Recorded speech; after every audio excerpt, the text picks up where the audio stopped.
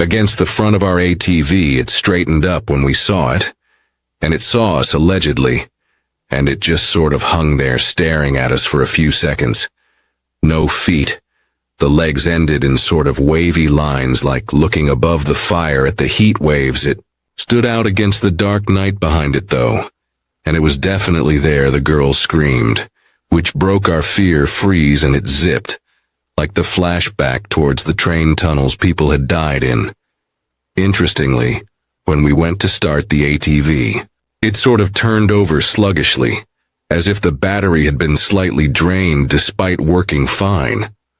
Not long before, when we wrote it down, this entire event happened over the course of, I don't know, I want to say maybe 5 to 10 minutes, and within an hour of the sun going down after putting our story out there, I received a lot of feedback from people, as well, who have also had bad encounters in this area. Over many years, Evan, a guy I worked with, who didn't know that we knew this area, told me that my uncle had hired him to trap in that area, and it was the only place that he didn't check traps alone at night. He said that it was almost like the animals leave the place at night, and it was completely quiet out there. No less than a month later, my uncle, who owns the property, was up on the hill raccoon hunting at night with a dog. At some point, the dog was on a rock face up above him, and actually knocked a large rock loose that fell and struck my uncle in the side of the neck. This understandably messed him up pretty bad and paralyzed almost his entire body. But he still had limited functionality on his left side. We could never figure out how he got himself back to his ATV and turned it over and drove himself out of there because, really, I mean, he just wasn't capable of that anymore. It wasn't until probably maybe 2 or 3 years later, around Halloween, when my story makes its rounds on the local Facebook groups, that my uncle texted my mother out of the blue. You have no reason to believe. My uncle's character reference, but honestly, he is a salt-of-the-earth hunting, farming, working sort of man. Even working past his retirement as a millionaire, he's honest, funny, and just incredibly a stand-up guy. He is easygoing, but also no nonsense. For sure, in his text to my mother, though, he said, "I've never told anybody this before, and I probably won't again. But the man in the hat that the kids saw at the creek that night helped pick me up off the ground and put me back on the ATV and turned me around, until I heard that I had always assumed that the shadow man was the one who was trying to scare us out of there. But thinking back on it, maybe he was Theon whispering to us, telling us that we needed to leave and possibly avoid something scarier and more dangerous, although I honestly have no idea what could have been scarier than that. Music. So I just wanted to come on here and talk about my house and some of the weird stuff that's been going on recently in it. I've lived in this house alone for about 5 years now, I would say. Nothing really noteworthy happened until 2021, and it really wasn't anything crazy like small stuff. My garage door would be open when I thought that I'd closed it. The sink is running, cupboards open, etc. I started noticing other stuff happening around that time as well, though I would think that I'd hear footsteps around my house. But it was always something that I thought that I could play off as just being tired, since I work full-time along with college, and all that. It didn't happen all too often as well, so I didn't really worry too much about it. But it started to become more frequent as years have gone by. And recently, a few things have happened that have definitely got me pretty spooked, to the point that I've stayed at a friend's house because of them. I'll share them now, but I'm really not sure what I want out of this. Maybe some clarity or something, or some advice on what to do. But yeah, here's what happened. So the first thing that happened was around August of 2024. I was sitting in my office room, doing some homework and playing some music. I started to hear what I thought sounded like a woman at my door. Now, in note, my next door neighbor is a single mother, and she goes on walks past my house literally every night, figuring that she might be at my door asking for something. I open the door only to find no one there. I close the door and sit back down, and over the next week or so, I started hearing what I thought was a woman talking just out of earshot. I would think that it was my TVs, but I keep them off when I'm not using them. I was pretty stumped and frustrated over it as well. It all built up too as well to one night where I'm laying in bed and I hear this same voice lady just out of earshot talking at my bedroom. Showed her tired and creeped out. I jumped out of bed to check only to find when opening my door, nobody was there. It chilled me enough to where goosebumps formed. I locked my bedroom door, which I never do, and got back into bed.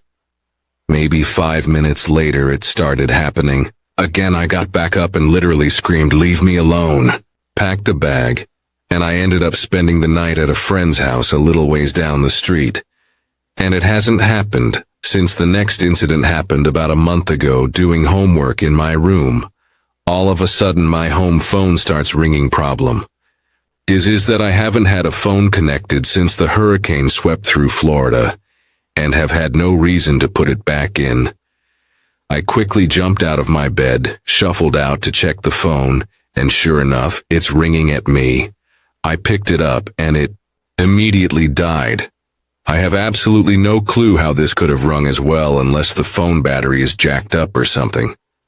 Since then, I have thrown the phone away, because to heck with that right now. This next one is the one that made me want to come on here and talk about my experience thus far. This happened about a week ago, so I have a boxer puppy who turns one on Saturday, by the way, who is usually pretty relaxed.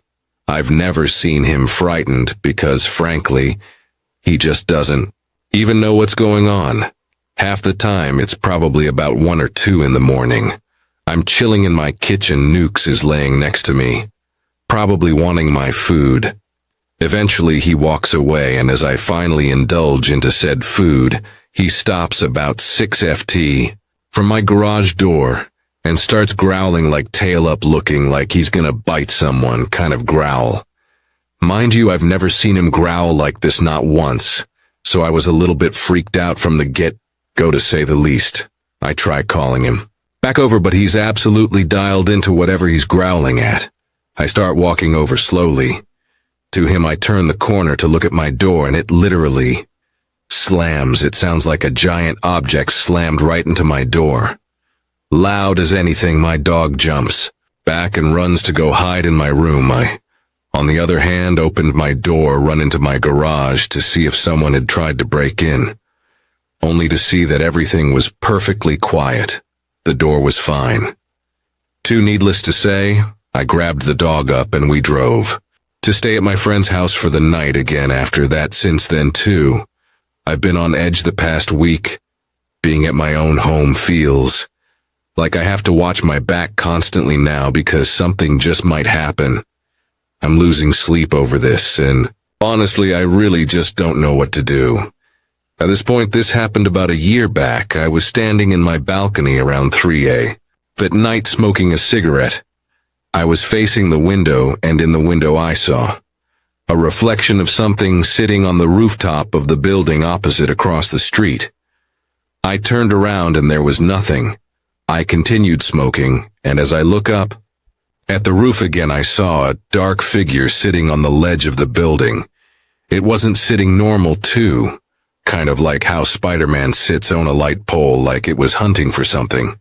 I kept looking at it, trying to figure out what it was and if it's really what I think it is, or am I just sleep deprived or something. After like half a minute of me staring, though, I felt like it looked back at me and I just kept staring at it, and I was completely lost.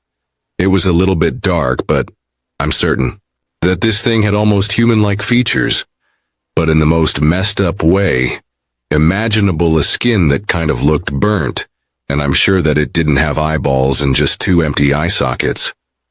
When I realized what I was doing, I immediately turned my head down. Just a second later, I looked up again and it was gone. I went inside and drank some water, and I then hear a scream coming from somewhere nearby. I went to my balcony again and the screaming didn't stop. It sounded like a woman, but there were no breaks in the scream. It was a continuous loud scream, me being a bit of an idiot. I went downstairs and started walking towards the sound. The road was dimly lit and not a soul in sight. I walked and I think about maybe 500 meters in.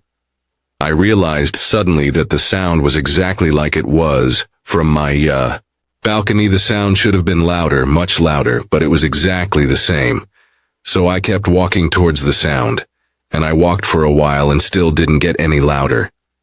Every once in a while I would forget that I was walking or even where, and just kept walking, and then I would sort of snap back as well. It was a really strange feeling, and at this point, I realized that I had come quite far from my house to an almost barren area. So I started walking back towards my house, and the screaming didn't stop. It was an extremely eerie sound, almost human but not quite a human's breath while screaming. But whatever it was, it didn't sound right. It's almost like I was drawn towards it too. Anyway, I eventually reached home and opened a can of beer, and after a while I went to sleep. I woke up the next morning and went to that rooftop to see if I could find anything. I first inspected the spot that I first saw in the reflection, and then the ledge, and there was nothing. I used baby powder as well. Don't judge, I know, kinda cringe, and a transparent tape too to see if I could find a fingerprint or find any cells in the sample. But in the end I found nothing. Now here's the thing though, I don't really believe in ghosts or the paranormal, like, at all. I honestly still don't because, well, I'm just a scientist at heart. But I cannot for the life of me find an explanation for this incident. It never haunts me. I didn't lose any sleep over it or anything, but I still wonder what it could have been. I know I wasn't seeing things. I mean, I wasn't drunk or high or anything. I guess the reason that I'm sharing this story after a year is because, well, 3 days ago I was sitting with my friends, and we were sharing weird things that we haven't told anyone about, and I shared this incident with them, and they were pretty terrified by it, especially because they know that I'm the kind of guy who laughs at someone who claims that they saw a ghost, or even someone who believes in one. A friend told me that she didn't sleep the night after going home and recommended that I share it here to ask people what they think it was. So what do you think that it was? I'm sharing this because I found this place tonight, and I thought that I would share something that I've experienced probably around 2005 to 2006 when I was about 10 to 11 years old. I've never told anyone about this, and I always felt the need to, though. It's just one of those things that I'll always remember, I guess. So, when I was a kid, we used to go on these monthly vacations in August to a beach town here in Portugal called Coimbra. It was always very fun, going to the beach every day, playing football with my cousins, going out for dinner to eat seafood. Honestly, it was a really great time to be Portuguese and travel in your own country. Anyways, this old lady would arrange us beachfront apartments every year, and it would vary, some worse, some better. There's this huge building at the end of California Beach, though, which seems to be falling off the edge, and there's these sort of wooden stairs that you need to climb to directly access the building from the beach. If you've been there, then you'll know what I'm talking about. But we were spending the monthly vacation on this building, specifically on one of the top floors. I believe it was the 8th floor. And I used to sleep in the living room couch, which had access to the balcony. I cannot remember sleeping alone on a regular basis, mainly because I was really scared of the dark, and being alone at that age, usually my dad would sleep there as well, while my grandparents stayed in the only bedroom. However, I can't remember why he wasn't there this particular night, but since he worked a full-time job, he would often stay, only for 2 weeks instead of the whole month, so it's probably why, I would guess. But anyway, all of that is to say that I was sleeping when I woke up startled and I couldn't move. I was conscious, and I don't think it was sleep paralysis or anything like that. I was just terrified because of what I was hearing and seeing. It was a loud, buzzing sound and a sort of light blue light covering the whole living room. I swear to you as well that I was so scared that I just couldn't face it because I felt like this presence or whatever it was wasn't good. I don't think it was evil or demonic or whatever, but just terrifying and sort of threatening. It seemed to be some kind of a UFO just hovering near the balcony. I promised myself not to move until it was gone. And then the weirdest thing is that I cannot remember if I fell asleep again, or if I simply waited for it to go away. But the next thing that I remember is that it was morning. What I do remember, though, is thinking to myself, this isn't a dream, this is real. And I won't forget that this is really happening, so obviously, I remember that part. But as for that time gap, I have no idea what happened anyway. This felt good to get it off my chest after so many years and finally voice it and tell some other people. If you have any input or if you would like to share any thoughts, then please do. This happened to me Wednesday night. So my boyfriend lives in the town over and he orders me lifts back and forth to go and see him. But we've been doing this for over the past 7 months without any problems. But we spent the day together and had an amazing time as always. And he ordered me a lift back home. The guy pulls up and my boyfriend puts me in the car and gives me a passionate kiss. Goodbye. The driver is from Cuba, hardly speaks a lick of English, and is using Google Translate the entire time to talk to me first. It started off as, "Do you mind sitting in the front seat? I don't like for people to sit behind me." Okay, no problem. However, instead of letting me out of the car, he asks me to climb over the seat, which made me feel a bit uncomfortable. And then I realized that he was staring at me the whole time that I'm doing so. Then he proceeds to tell me, "I hope I'm not being too daring, but you're very beautiful." Okay, cool. I get this compliment all the time, so I say thank you, but I'm a bit put off by this, to be honest. He goes on like a regular driver, asking me if the music was okay and the volume and all that, the regular stuff. Then he starts asking me about the address that I'm going to. "Am I taking you to your home?" I reply, "Yes, I'm going home." He then asks, "Can I go home with you?" I laugh at this and say, "No." He asks about the guy that put me in the car, if he was my boyfriend or my husband. He's my boyfriend. My soon-to-be husband. He asks, "Can I be your boyfriend too?" I say, "Absolutely not." He asks, "Why not?" I say that I'm totally against that I'm in love with my boyfriend very much and that I'm extremely loyal and faithful to him. He says he doesn't have to know. In Cuba, we believe in having multiple partners, and not all of them know about each other. And I say, well, that's definitely not a thing for me. I don't believe in that one bit. He says, "Your boyfriend makes the mistake of sending you home alone. I would have taken you myself to make sure you got there safe." I'm getting very upset at this point, and I'm only laughing at what he says, trying to maintain a friendly composure. Because I know how ugly things could turn if I start giving this guy attitude.